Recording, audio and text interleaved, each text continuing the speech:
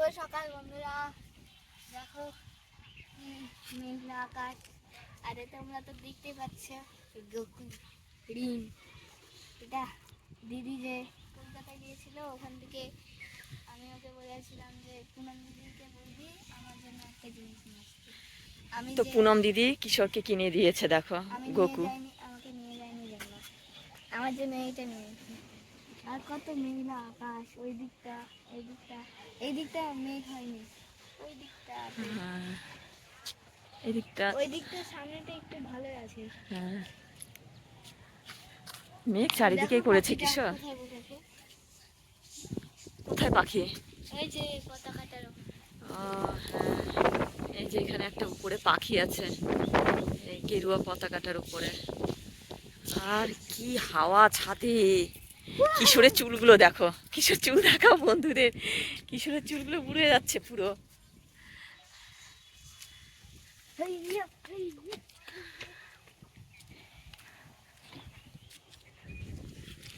আর এদিকে দেখো আমাদের সিঁড়ি ছাদ তো দেওয়া হয়েছে অনেক দিনই হলো। এই যে কিশোর বদমাইশি করে না, ছাদ তো দেওয়া হয়েছে অনেক দিনই হলো, কিন্তু দেখো কিশোর, আমি কি কথা বলবো তোমাদের সাথে, কিশোর বদমাইশি করছে। কিশোর পড়ে যাবে কিন্তু, কিশোর পড়ে যাবে। আর এই যে আমাদের দেখো সিঁড়ি ঘরের এই যে 4টা পিলার উঠবে, তারপরে ছাদ দেওয়া হবে। আর এই যে এখানে গাঁথনি হয়ে গেছে, ইটের গাঁথনি চলছে। এই যে ইট, আরও এখনো ইটের পাঁচির দেওয়া বাকি। তো যাই হোক, আজকে যে মেঘলা আকাশ, মিস্ত্রি আসবে কিনা বোঝা যাচ্ছে না। যাই হোক, সকাল সকাল দেখো কত মেঘ করেছে। আর আমাদের দেখো এই গাছের আম, সিঁদুর গাছের আম দেখো, মানে সিঁদুর গাছের আম বলতে আমগুলোর উপরে দেখো পুরো লাল, ওই জন্য অনেকে সিঁদুর আম বলে, তো আমিও সেটাই বললাম। দেখো সব আমগুলোতে লাল লাল হয়ে আছে পুরো।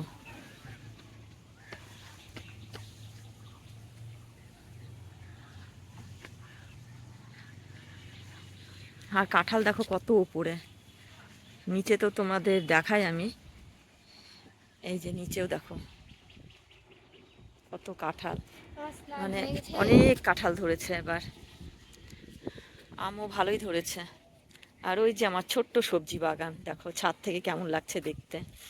এই যে কঞ্চি বেয়ে শশার গাছ উঠেছে, নিচে বেগুন গাছ, ঢেঁড়স গাছ আছে। ওখানে পাইপটাতে নোংরা জমা হয়ে গেছে। মিস্ত্রিরা কাজ করছে ছাদে, তো দেখো কি অবস্থা একদম সব মিস্ত্রি জিনিসপত্রে। তো দেখো তোমাদের সাথে কথা বলতে বলতে ঝিরঝিরি বৃষ্টিও পড়তে শুরু করে দিয়েছে। যেমন আকাশের অবস্থা, বৃষ্টি তো হবে বোঝাই যাচ্ছিল।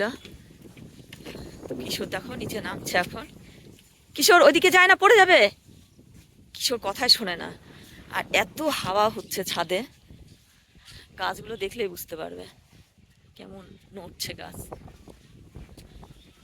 এটা আমাদের নিম গাছ দেখো, এই যে নিম পাতা, নিম পাতা।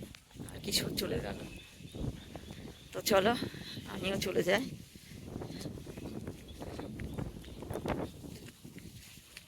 বৃষ্টি ঝিরঝিরি করে পড়ছে, ওই দেখো কিশোর, এগুলো দিয়ে গাঁথনি উঠবে।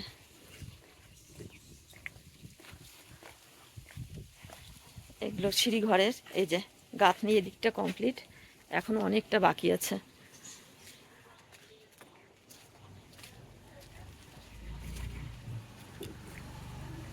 চলো কিশোর নিচে, আস্তে আস্তে। ইলিশে গুড়ি বৃষ্টি হচ্ছে, একদম ঝিরিঝিরি বৃষ্টি। তো কিশোরকে নিচে নামতে বললাম, ও দেখো এই দিকটা চলে গেল।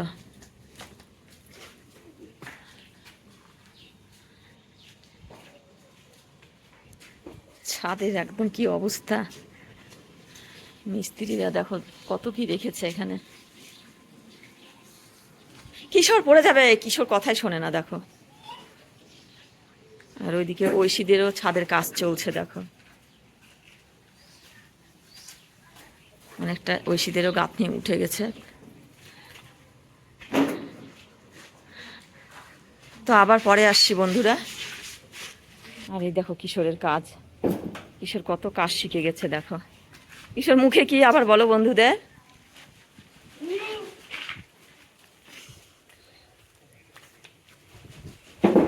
খুব হাওয়া হচ্ছে, তা কিশোর টিনের ওপরে ইট দিয়ে দিচ্ছে। এতগুলো দেয় না কিশোর।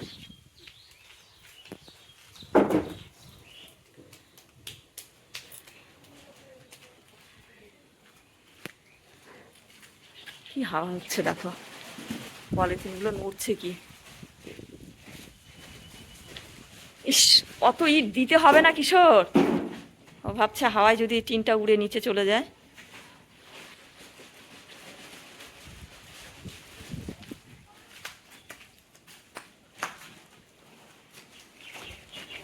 ওই যে ঐশী, ঐশী, ঐশী, ঐশী, ঐশী কি কি খেতে ব্যস্ত রে?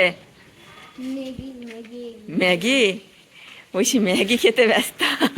তো এবার নিচে যাচ্ছি, কিশোর যাবে কিনা ঠিক নেই। আমি এখন নিচে নামবো। সেই হাওয়া হচ্ছে। আর এদিকটা দেখো মাচার মতো করেছে এই গাঁথনিটা দেওয়ার জন্য। কিশোর চলো চলো নিচে চলো। এই যে এটা করেছে এইখানে গাঁথনি দেওয়ার জন্য, এটা অনেকটা উঁচু জন্য এই মাচাটা করেছে।